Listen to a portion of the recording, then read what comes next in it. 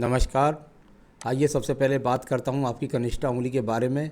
कनिष्ठा उंगली ज्ञान की उंगली, और ज्ञान की उंगली जब व्यक्ति की थोड़ा सूर्य के पहले कट तक ना पहुँचे उंगली के, तो जल्दबाजी से व्यक्ति को बनना चाहिए। यानी ऐसे व्यक्ति के जीवन के अंदर उतार चढ़ाव का सामना जरूर आता है, और उस उतार चढ़ाव के समय पर स्थिर रहना बहुत ज़्यादा ज़रूरी है।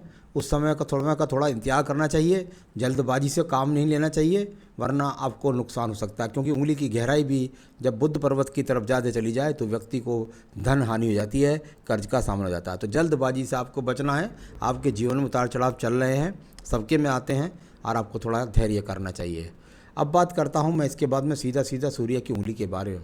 सूर्य की उंगली यश के लिए, मान सम्मान के लिए, राज्य सरकार से लाभ पाने के लिए, ये ऐसे के इंडिकेशंस के लिए ये उंगली यहाँ पर ठीक है। साथ ही साथ इसकी लंबाई जो है बृहस्पति की उंगली के बराबर है। जब बृहस्पति की उंगली के बराबर आपकी सूर्य की उंगली की लंबाई हो तो ऐसे व्यक्ति का जीवन अधिकतर एक समान ज़्यादा गुजरता है। यानी वर्तमान में जो आपकी स्थिति है इससे आप कभी नीचे नहीं जाएंगे। लगभग ऐसा समय आपके जीवन में काफ़ी समय तक गुजर जाता है। तो ये चीज़ इस तरह को दिखलाने वाली है, और आपके यहाँ उंगलियों के बीच में गैप भी है। तो आने वाले समय में आपको काफ़ी दूर के स्थानों से जुड़ना पड़ेगा, और जिसके कारण आप अपने माता पिता की सेवा नहीं कर पाएंगे।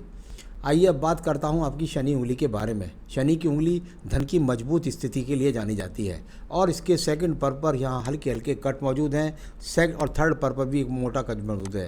यानी आपको अपने स्वास्थ्य का भी ध्यान रखना है। साथ ही साथ धन के आगमन बहुत अच्छे नहीं हैं वर्तमान की स्थिति में। जब ऐसी माइनस रेखाएं होती हैं तो ये बहुत दिन तक ठहरती नहीं है। यानी कुल मिलाकर ये बहुत जल्दी ख़त्म भी हो जाती हैं पूजा पाठ से और रत्नों के धारण करने से। अब बात करते हैं इसके बाद में, यानी वर्तमान में थोड़ा धन का स्थिति मजबूत नहीं, और साथ ही साथ स्वास्थ्य का भी ध्यान रखना है।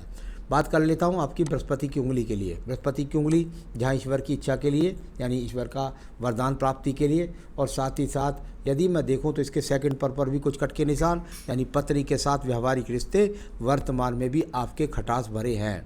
यानी कुल मिलाकर खटास भरे संबंधों को दिखाने वाला यहाँ पर ये थर्ड पर अनुकूल है, यानी संतान का सुख मिलेगा। ईश्वर के प्रति आस्था भी है। यहाँ जब ये बीच वाला गैप जब तक यहाँ नहीं भरेगा तब तक आपके जीवन के अंदर धन के आगमन, यानी खर्च आपका ज़्यादा होता रहेगा, और धन आते ही आपका बिखर जाएगा। तो कुल मिलाकर इस प्रकार से इस जो गैप वाला ये जगह है जो मैंने बताई है, यहाँ पर आपको कौन सी रिंग बनेगी मैं बाद में बताऊँगा। अब बात करता हूँ इसके बाद में मैं सीधा आपके बुद्ध पर्वत के बारे में। बुद्ध पर्वत पर कोई मुझे बहुत अच्छा संकेत नहीं मिला। पर्वत जब उठा हुआ हो या पर्वत जब दबा हुआ हो और उसके बाद अच्छी रेखा ना हो तो व्यक्ति के पास धन के आगमन ही क्या होंगे। कुल मिलाकर के व्यक्ति किसी के जरिए से समझ लीजिए, कैसे समझिएगा, अभी यहाँ पर कोई भी धन की स्थिति बहुत मजबूत स्थिति में आप नहीं नज़र आ रहे हैं। यहाँ बहुत अच्छा संकेत यहाँ पर इस पर्व पर नहीं मिल रहे हैं। अब बात करता हूँ मैं आपके यहाँ पर सूर्य पर्व की। सूर्य का पर्व और बेहतरीन यहाँ पर एक ट्रायंगल के साथ में एक बेहतरीन रेखा, यानी कि ये बात पक्की रूप से जान लीजिएगा, बहुत धैर्य से सुनिएगा। आप जब तक राज्य सरकार के काम से, आप जब तक सरकारी टेंडर से नहीं जुड़ेंगे तब तक, या दूर स्थानों से नहीं जुड़ेंगे। ऐसे व्यक्ति कई बार मैंने दूर देश के हिसाब से बहुत दूर तक जाकर टेंडर ले लेते हैं और वहाँ पूर्ति करवाते हैं। तो यहाँ इस प्रकार का एक बहुत अच्छा योग आपके हाथ के अंदर मिला हुआ है, और वो भी जब टेंडर मिलेगा और काम करेंगे तो लोग आप कहेंगे भी बहुत बढ़िया काम करने वाला व्यक्ति है। तो ये एक बहुत अच्छा शुभ चिन्ह मिला जो आपको सरकारी कार्यों से लाभ दिलाएगा। अब बात करता हूँ मैं इसके बाद में आपकी एक और रेखाओं के बारे में। ये बहुत शानदार रेखाएं यहाँ पर खड़ी हुई है, यानी ये वो रेखाएं हैं जो सम पर्वत पर खड़ी हो जाएं, और थोड़ा सा यहाँ पर हल्का सा ये शुक्र वलय टाइप का ये चिन्ह मिला है यहाँ से, जो थोड़ा सा आपके रास्तों में आपको परिश्रम कराएगा, मेहनत कराएगा। शुक्र वलय हो जाए या इस तरह की आड़ी रेखा बन जाए तो वो कहता है मैं थोड़ा संघर्ष कराऊँगा लेकिन आपके जीवन में आपको करोड़ों रुपये में खिलाऊँगा। तो ये अच्छा शुभ चिन्ह यहाँ पर मिला। आइए बात करता हूँ बृहस्पति के पर्वत पर छोटे ट्रायंगल बनने के बाद एक अच्छी खासी रेखाओं खड़े हैं। मंगल पर्वत से निकलकर ट्रायंगल रेखा बनाए व्यक्ति का स्वयं का मकान होता है, और कुल मिलाकर के उसके पास अच्छे संसाधन होते हैं। तो ये संसाधनों से संबंधित अच्छा खासा पर्व, वो यहाँ पर कोई अशुभ चिन्ह नहीं है, ईश्वर के प्रति आस्था भी है। अब बात करते हैं हृदय रेखा की। जैसा मैंने आपका वहाँ बृहस्पति पर्व से कहा, ऐसे ही आपके यहाँ पर हृदय रेखा पर एक दीप टाइप का यहाँ शुरुआत में बन रहा है, यानी पत्नी से संबंधों में खटाव के लिए ये यहाँ पर शुरुआती दीप है, जो हृदय के अंदर कहीं ना कहीं थोड़ा सा ऊपर रेखा जाकर नीचे भी कट रही है। ऐसा व्यक्ति मांगलिक भी होता है। तो कुल मिलाकर के ये वो चिन्ह है जो पत्नी के साथ आपके संबंधों में खटाव दिखाते रहेंगे। खटाव तक की बात कर रहा हूँ, तलाक तक की बात नहीं कर रहा। अब बात करता हूँ इसके बाद में आपके में सीधा मंगल पर्वत के बारे में। मंगल पर्वत पर जहाँ कुछ क्रॉस चिन्ह हैं तो कुछ संघर्ष की रेखाएं भी हैं, यानी वो क्रॉस चिन्ह हैं तो आपको थोड़ा कह सकता हूँ कि भाई आपके कामों में संघर्ष कराएंगे, मेहनत कराएंगे, ज़्यादा लाभ नहीं दे रहे हैं, मेहनत बहुत ज़्यादा हो रही है, लाभ उतना नहीं मिल रहा है। इस प्रकार की मंगल रेखाएं निकलें और जिस पर्व को देखें उससे लाभ दिलाती हैं, यानी दूर स्थान को देख रही हैं और एक बुध पर्वत को जा रही है, यानी कि बुध पर्वत तक जाए, दूर स्थान से जुड़िए और धन कमाइए। इस प्रकार की रेखाएं और कर्म रूप से भी ये जानी जाती हैं। थोड़ा सा इस समय आपको स्वास्थ्य का भी ध्यान रखना होगा, जल्दबाजी में सड़क को पार नहीं करना है, कोई एक्सीडेंट का योग भी बन सकता है। चलिए अब बात करता हूँ यहाँ पर मैं आपकी बुद्धि रेखा के बारे में। बुद्धि रेखा बहुत बैलेंस के साथ में चल कर के और यहाँ सूर्य या बुध पर्वत के बीच में रुक गई, यानी कुल मिलाकर बुद्धि की किसी भी प्रकार से आप में कमी नहीं है। बहुत ही शानदार तरीके से आप बुद्धि का उपयोग कर सकते हैं, करिए और जीवन में तरक्की प्राप्त करिए। द्वितीय मंगल पर्वत झगड़ों के लिए, झंझट के लिए, मुकदमों के लिए जाना जाता है। वहाँ पर किसी प्रकार का कोई भी ऐसा चिन्ह नहीं जो आपको मुकदमे, झगड़े, झंझटों का सामना करना पड़े। अब बात करता हूँ यहाँ पर मैं सीधा आपकी इस रेखा के बारे में। ये चंद्र पर्वत से निकलने वाली रेखाएं जब व्यक्ति की भाग्य रेखा से संपर्क बनाएं तो मैंने पहले ही कह दिया कि तैयार हो जाइए। आपके जीवन में आपको जुड़ना है बहुत दूर से, और दूर से जुड़ कर के आपको मिलने वाला है बहुत ज़्यादा अधिक लाभ। तो ये अच्छी खासी चंद्र पर्वत पर रेखाएं, कोई मानसिक दबाव नहीं, कोई मानसिक चिंता नहीं, कोई मानसिक डिप्रेशन नहीं, इस प्रकार के ये शुभ संकेत देने वाली रेखाएं भी यहाँ पर हैं। आपके पास एक व्यापारिक रेखा है जो बुध पर्वत को देख रही है। इसको खराब गिनती में तो नहीं कह सकते, लेकिन मस्तिष्क रेखा से जब संबंध जुड़ जाए रेखा का तो दिमाग की योजनाओं के द्वारा व्यक्ति अच्छा खासा धन प्राप्त करता है। शुक्र पर्व से एक रेखा बुध पर्वत को दिख रही है, बहुत उतावले हैं, अच्छी भाषा, यानी ऐसा व्यक्ति बहुत उतावला होता है संसाधनों को प्राप्त करने के लिए। अब बात करते हैं आपकी भाग्य रेखाओं के बारे में। एक भाग्य रेखा यहाँ से और एक भाग्य रेखा ये लिख ली आयु रेखा से। आयु रेखा से जब भाग्य रेखा निकलती है तो उसका क्या संबंध होता है?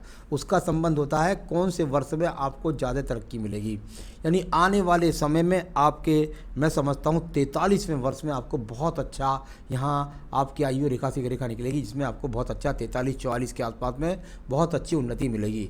दूसरी भाग्य रेखा भी यहाँ से निकल रही है, उसमें थोड़ा सा अभी वर्तमान में संघर्ष नज़र आ रहा है।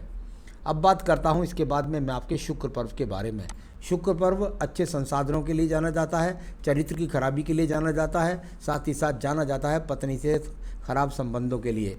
कुल मिलाकर यहाँ देखता हूँ तो पत्नी के साथ तू मैं के संबंध है, कोई तलाक की कोई नौबत नहीं, साथ ही साथ संसाधन है तो वो भी ठीक ठाक सही है, और चरित्र की कोई खराबी नज़र यहाँ पर नहीं आ रही। ये थोड़ा सा यहाँ ध्यान रखिएगा, कोई रोड पार करते समय जल्दबाजी ना करें, कोई धोखे का ज़मीन ना ले लें जिससे आपको किसी मुकदमे का सामना करना पड़े। संतान रेखाएँ आपके यहाँ से स्पष्ट रूप से 2 से 3 संतान रेखाएँ नज़र आ रही हैं, यानी संतान का सुख सहयोग भी आपको प्राप्त है। तो ये तो हुआ आपका हाथ। अब बताता हूँ आपकी आयु रेखा। जब मैं आपकी आयु रेखा को पढ़ता हूँ ये जाकर के अच्छी खासी बिल्कुल मणिबंध के आसपास तक पहुँच गई, यानी 77-78 वर्ष की आयु रेखा भी है, तो आयु रेखा भी आपके पास ठीक है। चलिए ये तो सब हुई बात। अब बात बताते हैं आपके सवालों का जवाब। आपने बताया कि मेरे जीवता काम में सक्सेसफुल मिलेगी, अभी प्रॉपर्टी का काम करते हैं, क्या मुझे सक्सेसफुल मिलेगी? द्वितीय मंगल पर्वत आपको सपोर्ट कर रहा है। यहाँ पर मंगल पर्वत वर्तमान में थोड़ा प्रथम वाला सही नहीं चल रहा है, कुछ भाग्य रेखाओं पर भी ऐसे इशूज़ बने हैं, तो उसकी वजह से वर्तमान में आपका इस काम में प्रॉब्लम चल रही है।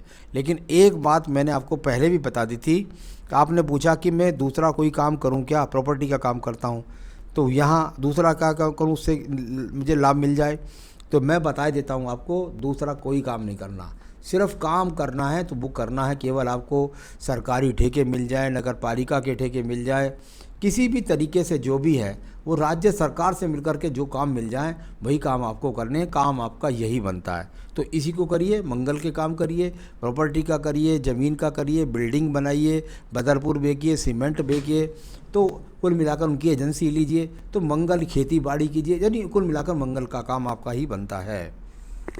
तो ये सब मैंने आपको बताया। और इसके बाद में आपने पूछा सक्सेस कब मिलेगी, वो मैं आपको पहले भी बता चुका हूँ और फिर बता रहा हूँ।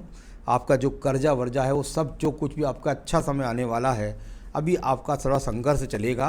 कुल मिलाकर आपका काम सब चलता रहेगा, लेकिन अभी आपका काफ़ी संघर्ष है। मैं समझता हूँ कि लगभग 5 साल के बाद, यानी 43वें वर्ष में जो मैंने आयु रेखा से एक भाग्य रेखा खड़ी करी थी आपकी, उस समय आपके जीवन का ज़्यादा बड़ा परिवर्तन आने वाला है।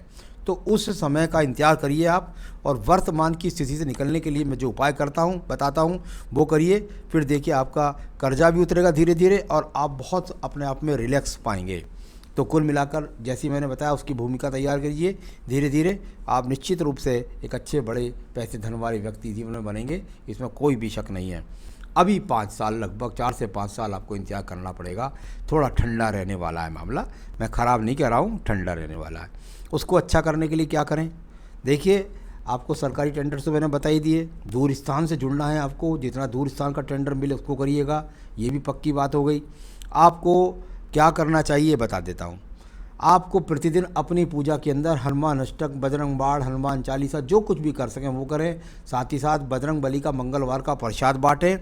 और किलकम होता है देवी, आपको दुर्गा सप्तशती में किलकम मिलेगा, किलकम पढ़िएगा आप, तो वो मैं आपको लिंक भेज दूंगा किलकम का, वो पढ़िएगा आप रोज़ाना। तो बस उतना करें।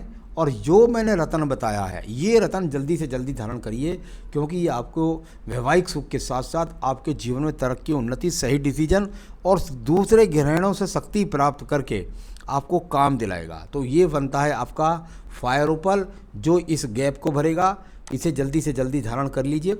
यदि आपको ये मिल जाए तो बहुत अच्छी बात है, यदि ना मिले तो आप मुझसे संपर्क करिए, मैं आपको सैंपल दिखलाऊंगा, रिंग बनवा करके आपके स्थान तक पहुंचवा दूंगा। तो बस इतना करें, जीवन में सुखी रहें, यही मेरी शुभकामनाएं। नमस्कार।